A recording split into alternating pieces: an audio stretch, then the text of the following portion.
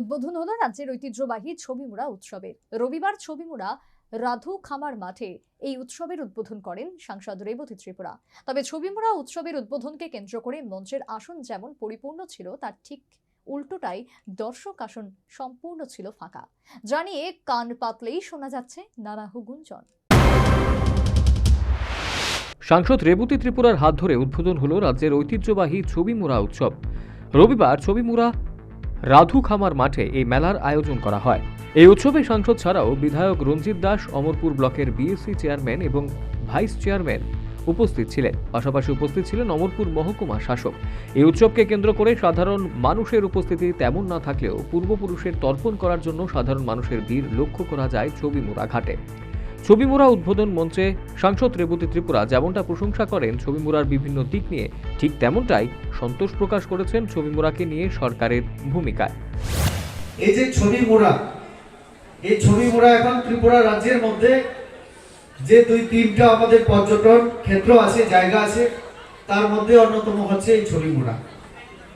Recently আপনারা জানেন, যিনি ইন্ডিয়ান ক্রিকেটের ক্যাপ্টেন, বিসিসিআই এর যিনি প্রেসিডেন্ট ছিলেন, বিশ্বের সব থেকে যিনি জনপ্রিয় ক্রিকেটার হিসেবে পরিচিত আমাদের সৌরভ গাঙ্গুলি, আমাদের অ্যাম্বাসেডর হিসেবে তিনি এই সাম্প্রতিককালে সফর করে গেছেন এবং ওনার মাধ্যমে রাজ্য সরকার এই ছবিমুড়াকে শুধু ভারতবাসীর সামনে নয়, বিশ্বের সামনে তুলে ধরার চেষ্টা চলছে।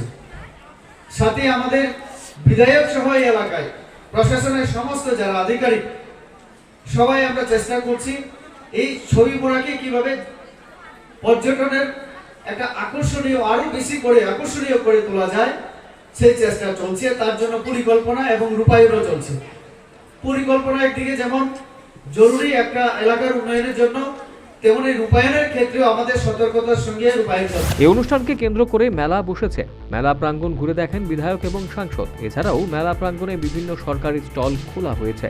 সরকারি স্টলগুলোও ঘুরে দেখেন বিধায়ক এবং সাংসদ। তবে ছবিমুড়া উৎসবের উদ্বোধনকে কেন্দ্র করে মঞ্চের আসন যেমন পরিপূর্ণ ছিল, তার ঠিক উল্টোটাই দর্শক আসন সম্পূর্ণ ছিল ফাঁকা।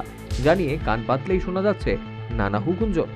যদিও এ নিয়ে আয়োজক কমিটির একাংশ শীতের জুজু দেখাতে কোনো ঘাটতি খামতি রাখেননি। Bureau report, news vanguard.